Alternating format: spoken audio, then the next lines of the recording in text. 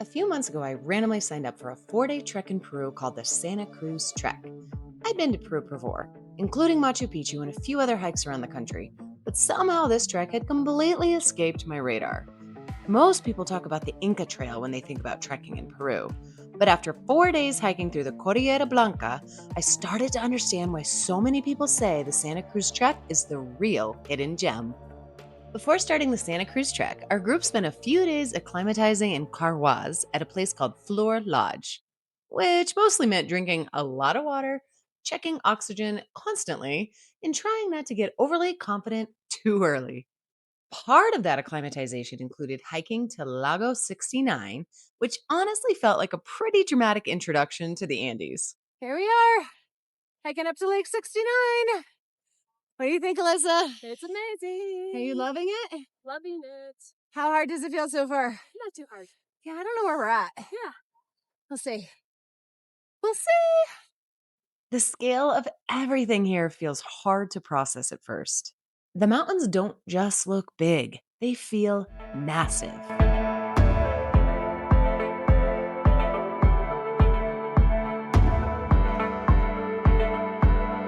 And even before the actual trek started, I had this feeling the Santa Cruz trek was going to be something special. Where did we just go to?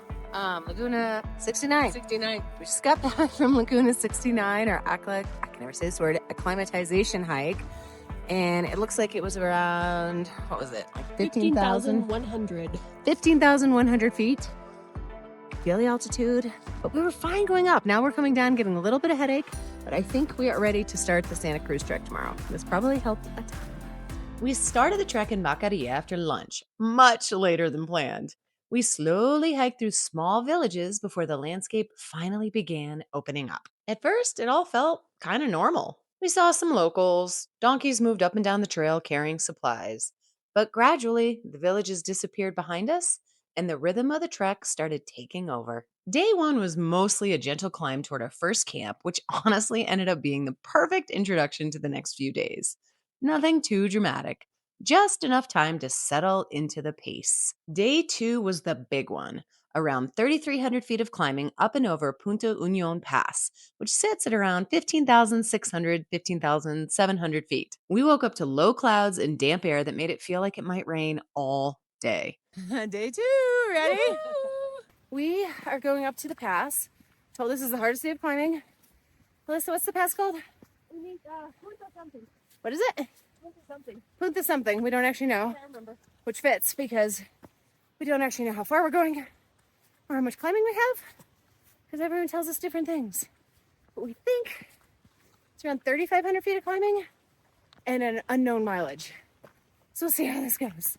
But as we climbed higher, the weather slowly started breaking apart. And honestly, the cooler temps ended up being perfect for a long day of climbing. Altitude also hits everybody a little differently. Oh my God. We're at like 15.5. So close to the pass. This is so hard. Look, there it is. Just right there is where I need to go. Right now. Feels like a mile away. Oh. Here we are. Final push up to the pass. Punta Unión at like 15,700 feet. And dang, I earned this. It's way down there. One thing I really wasn't expecting was how cared for we'd feel out there. At the top of the pass, the porters somehow had juice waiting for us. And while we were sitting there at over 15,000 feet trying to catch our breath, the cook team was literally preparing us fresh lunch in full chef hats. It felt slightly absurd in the absolute best way possible. Whew.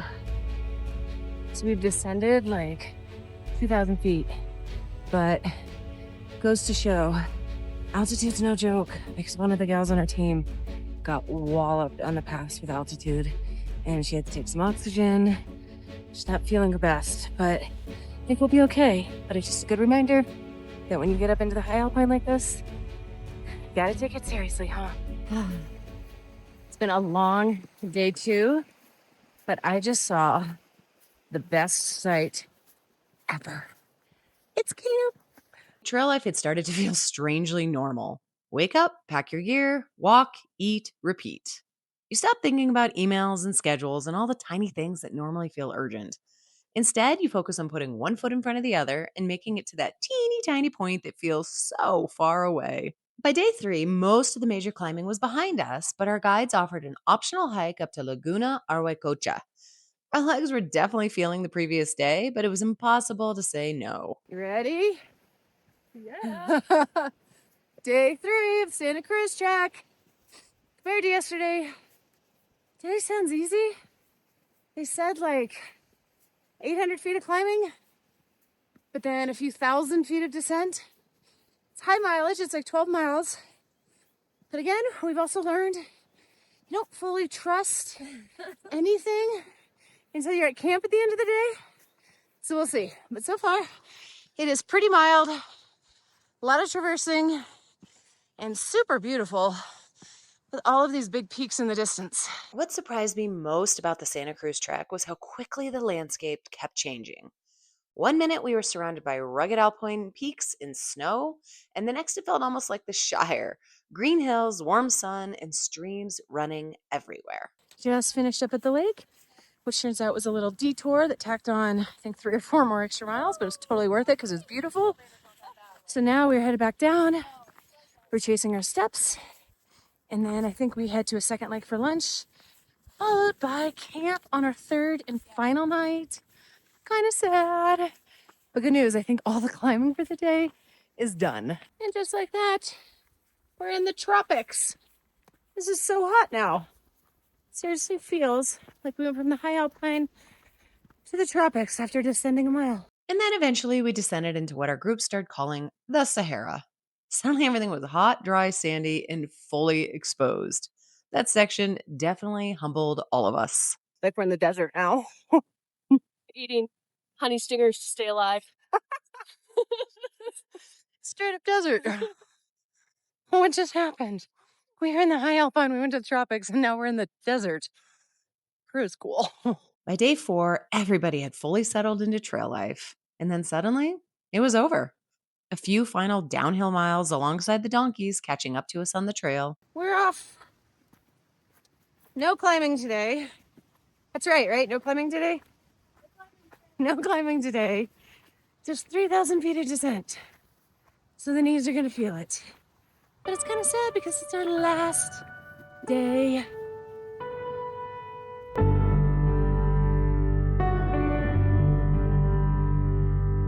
And then an eventual lunch at a local family's home while we waited for the shuttle back to town while we played bocce. It all ended pretty quietly.